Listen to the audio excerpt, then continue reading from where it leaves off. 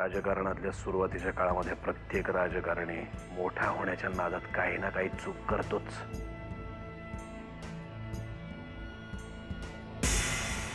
राधिका मॅडमच्या रूपानं साहेबांना नवा राजकीय सल्लागार मिळालाय. मी सांगितलं होतं त्या विषयावर जानकीशी बोललीस? अजून नाही बोलले, पण मी करते तिला फोन. पण तुम्ही इकडे कुठे? मागच्या वेळी बातमी दिली होती, यावेळी पुरावा देते. तिची पर्स तपासा, गोव्याची तिकीट सापडतील त्यात.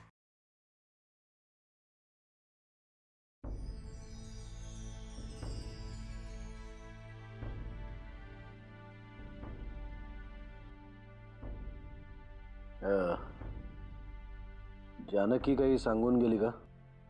म्हणजे गणेशलाही काही माहित नाही कुठे गेली ते, आणि आम्हाला संध्याकाळी देवळात जायचं आहे. व्हाय, म्हणजे 5 वाजेपर्यंत येते म्हणली होती. खरं म्हणजे इतक्यात यायला पाहिजे होती. काल रमावतीला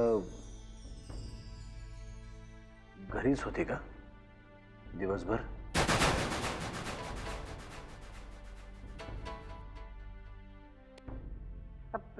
ते व्हाय, घरातच होती, पण एकदा सुमित्राकडे गेलती जीव बरोबर खेळाया. कशी आहे सुमित्रा? तुमचं काही जाणं येणं होतं की नाही? व्हाय, असतं की रोजच जाणं येणं. जीव बी बरी आहे आता. सुमित्रा काही आठवण काढते की नाही इथली? नाही, म्हणजे तसं काही जाणवलं नाही तिच्या बोलण्यावरनं. तिचंही बरोबरच आहे म्हणा. आम्ही इतके वाईट वागलो तिच्याशी, तिच्याकडून तरी वेगळी काय अपेक्षा करणार? जाऊ मी, म्हणजे मला जरा घरात काम आहेत. तुम्ही काय बी काळजी करू नका, जानकी येईलच इतक्यात.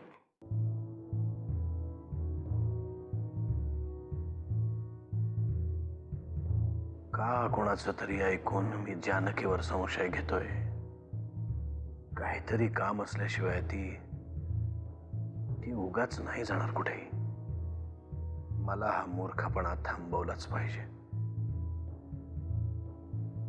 थांबवलं पाहिजे हे सगळं.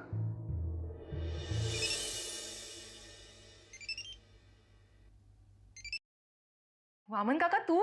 नशीब माझा नंबर आहे अजून तुझ्याकडे. काय रे काका, असं काय म्हणतोस? आता असंच म्हणलं पाहिजे ना. इतका मोठा ऍक्सिडेंट झाला तुला, एक फोन करून मला कळवावं असं नाही वाटलं ना? नाही अरे, तसं नाही. म्हणजे माझा हेतू जरा वेगळा होता. माझ्यामुळे उगाच तुम्हा सगळ्यांना त्रास व्हावा असं नाही वाटत रे मला. हो का? आता मला कुणामुळे त्रास होतो, कुणामुळे होत नाही, हेही ठरवून टाकलंयस वाटतं तू. काका प्लीज रे, तू तरी माझ्यावर चिडू नकोस ना. तसंही माझ्यावर प्रेम करणारी माणसं आता हळूहळू दूर होत चालली आहेत माझ्यापासून. हे आता असं बोलून तू मला फोनवर रडवणार आहेस का? प्रत्यक्ष भेटलो की रडायचंच आहे ना आपल्याला. काका, म्हणजे तू इथे येणार आहेस माझ्या घरी? बघ, तुझी परवानगी असेल तर. काका अरे, माझ्या घरचे दरवाजे तुझ्यासाठी कायम उघडे असतील. माझ्या घराची दारं काय गंमत आहे ना अमृता. लहानपणापासून ज्या घरात मुली मोठ्या होतात, लग्न झाल्यानंतर त्या घराकडे पाठ करून जातात आणि मग दुसरंच कुठलं तरी अनोळखी घर त्यांना माझं घर असं वाटायला लागतं. हो की नाही? काका प्लीज, आता तू मला रडवणार आहेस का? एनिवे, येईन मी तुला भेटायला. मी वाट बघते. Take care. बाय. बाय.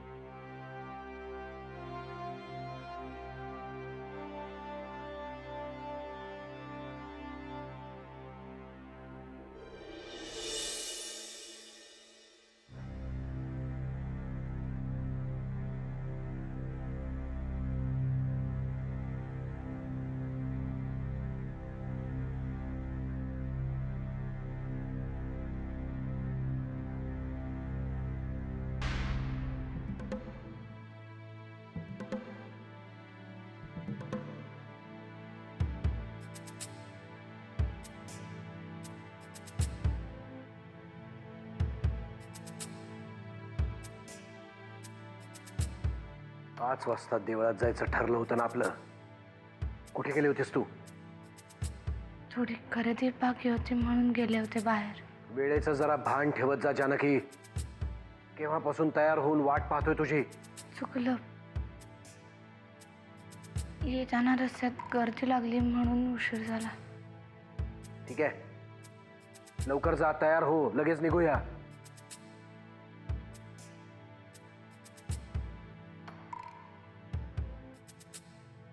यावेळी पुरावा देते. तिची पर्स तपासा. गोव्याची तिकीट सापडतील त्यात.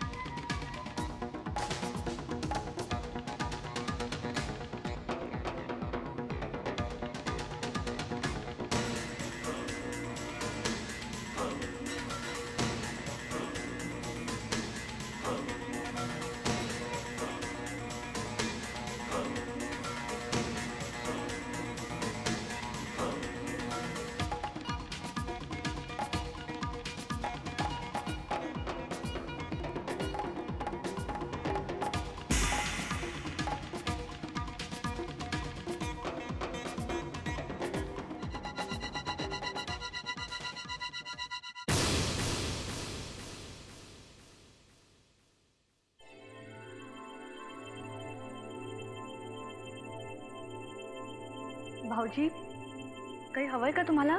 चहा, कॉफी? मला काहीही नकोय. अस्वस्थ वाटताय म्हणून विचारलं. मी जर अस्वस्थ असलो तर त्याची चिंता तुला करण्याची आवश्यकता नाही.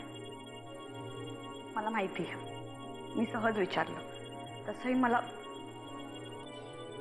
हे काय, जानकी आली का? खोलीत गेली? अहो, मग पर्स इथेच विसरली. थांबा, मी देऊन येते. हा, अहिल्या, इतरांच्या गोष्टींमध्ये लक्ष देणं बंद करतो.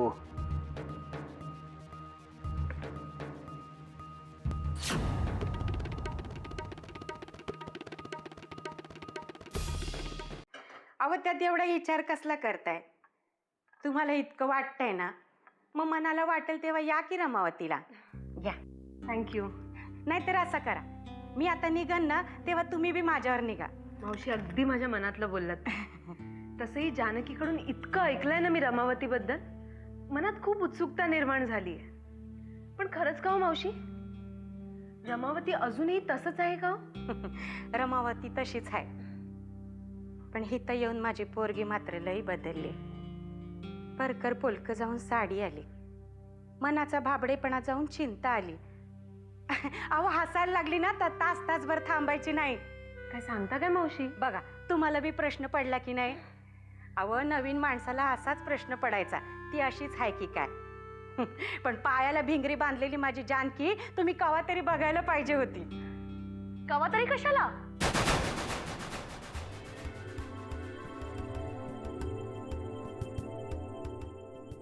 मी पाहिली ना तुमची ती भिंगरी. तुमची ती भिंगरी जेव्हापासून या घरात आली आहे तेव्हापासून या घराचं छान कल्याण झालंय. अगं आली, काय बोलतेस तू? हे जे आहे तेच बोलते. माझ्या जानकीचं काही चुकलं का हो अहिल्याताई? हॅलो, ताई बी म्हणू नका मला. अहिल्याबाई साहेब म्हणा. या घरातला प्रत्येक नोकर मला अहिल्याबाई साहेब म्हणूनच बोलावतो. आली प्लीज. तू काय एवढी आदळापट करतेस? मला जे सांगायचंय ते यांना चांगलंच कळतंय. आणि घरात झाडू मारणारी मोलकरीण जेव्हा तुझ्याशी उपकाराची भाषा करेल ना, तेव्हा तुला माझं दुःख कळेल. रख मावशी, प्लीज प्लीज तुम्ही स्वतःच्या खोलीत जा. अरे वा, आता यांच्यासाठी खोली आहे का या घरात? तुमची पोरगी वळकटी टाकून झोपायची हा? काय हो, तुम्ही आणली का तुमची वळकटी?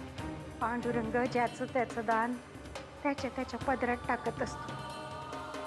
माझ्या जानकीला जे काही बी मिळाले ते तिच्या नशिबात होतं. त्याला कोण काय करणार?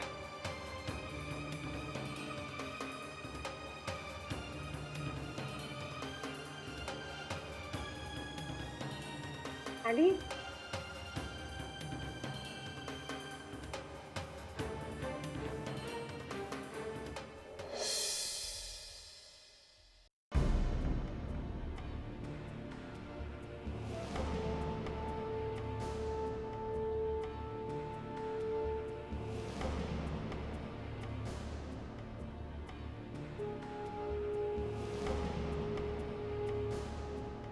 काय आर्यन बाबा, काय वाचतोयस काय? आता काय चाललंय तुमचा सुखी संसार? मजेत, एकदम मजेत. तुला ना मला एक गोष्ट सांगायची आहे. एकदा काय झालं, मारुती आपली शक्तीच विसरून गेला.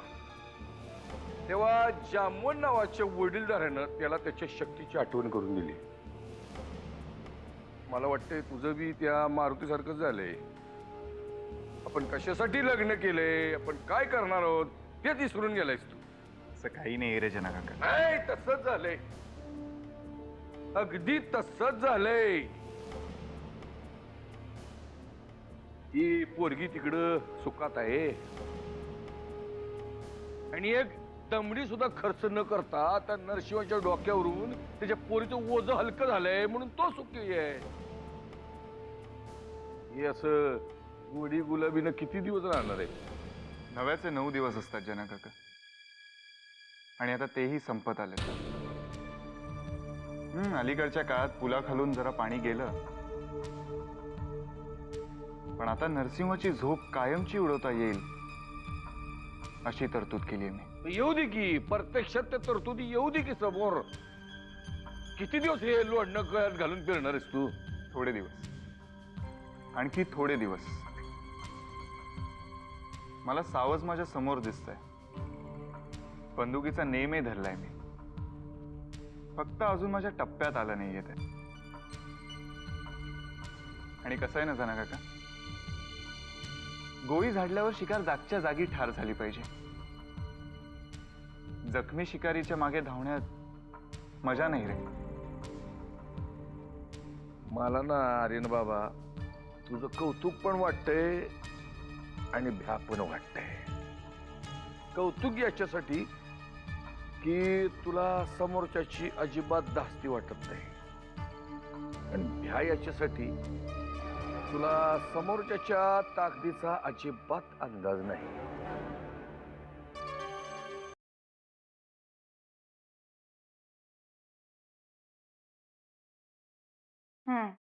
अजून दे की थोडा. गण्या, हा प्रसाद आहे, रात्रीचं जेवण नाही, कळलं का? ताई, माझं नाव गणेश आहे. माझ्या देवळातला प्रसाद मला नाही देता येत. हा, सोन कुठे तुझी मग? त्याच्याशी तुला काय करायचंय? शहाणपणा करू नको. जेवढं दिलंय ना तेवढं खा, कारण देवळातून प्रसाद मी आणलाय, कळलं? ताई, तुला नरसिंह भाऊजींनी नेलं म्हणून तू गेली होतीस, कळलं का? आणि तसं पण तू वेळेवर घरी आली नव्हती. हा, म्हणजे शहाणपणा केलं ना.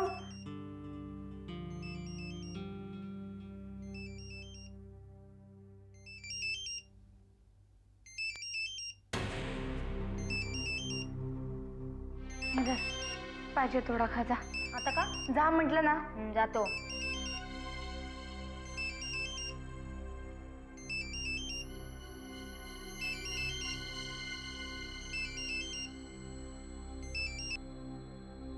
सॉरी स्वीटी, मला नाही येता आलं. काय करणार ना, तुझ्यासारखा मोकळा थोडीच असतो मी. बरीच कामं असतात ग मला. मी तिकडे 1 तास एकटी उभी होते. जानकी, 14 तासांचा प्रवास करून मला भेटण्यासाठी तू गोव्याला आली होती एकटीच. त्याच्या पुढे काहीच नाही ना? मला तुला काही झालं तरी भेटायचं आहे. जानकी, काय ग, तुझ्या मनात नक्की चाललंय तरी काय? नाही म्हणजे हे बघ, मी एक लग्न झालेला माणूस आहे. तुला लाज नाही वाटत असं बोलताना? लाज मला नाही, तुला वाटायला पाहिजे. आमच्यात लग्न झालेली बाई अशी एकटी दुकटी फिरत नाही. हा जो तुझा माज आहे ना, तोच उतरवायचा आहे मला. अच्छा, त्यासाठी मला भेटण्याची घाई चालली आहे तर? ते मी तुला फेकल्यावरच सांगेन, कारण आज तुझ्यामुळे मला माझ्याच माणसांचे खोटं बोलावं लागतंय. त्याने की एक गोष्ट लक्षात ठेव, हे सगळं तू अमृतासाठी करतेस आणि यापुढेही तिच्यासाठी तुला हा खेळ माझ्याबरोबर खेळावाच लागेल. त्यामुळे ठरलेल्या वेळी ठरलेल्या ठिकाणी आपण उद्या भेटतोय.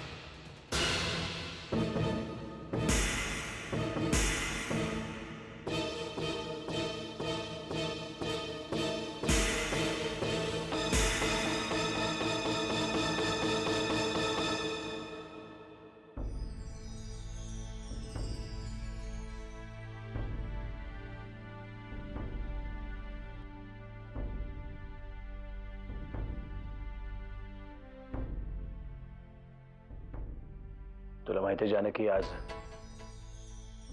देवाकडे काय मागितलं मी?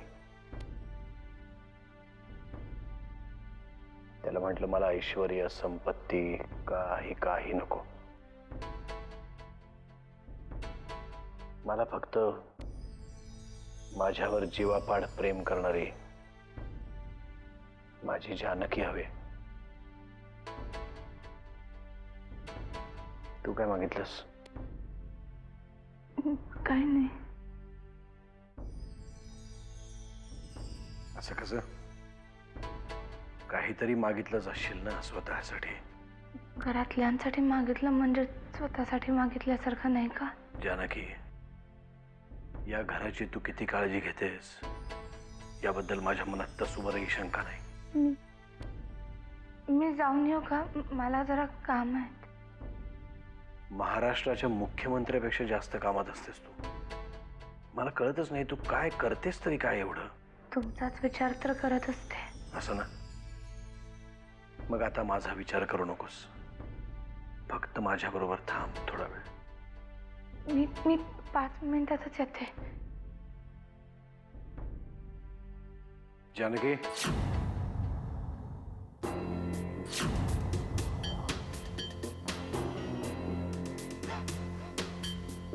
हातात काय आहे तुझ्या?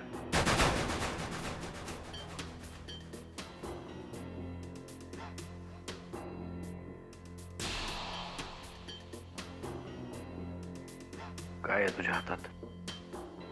नाही कसं? मला माहिती आहे देवळातून माझ्यासाठी काहीतरी आणलं असेल आणि माझ्यापासूनच लपवतेस. बघू.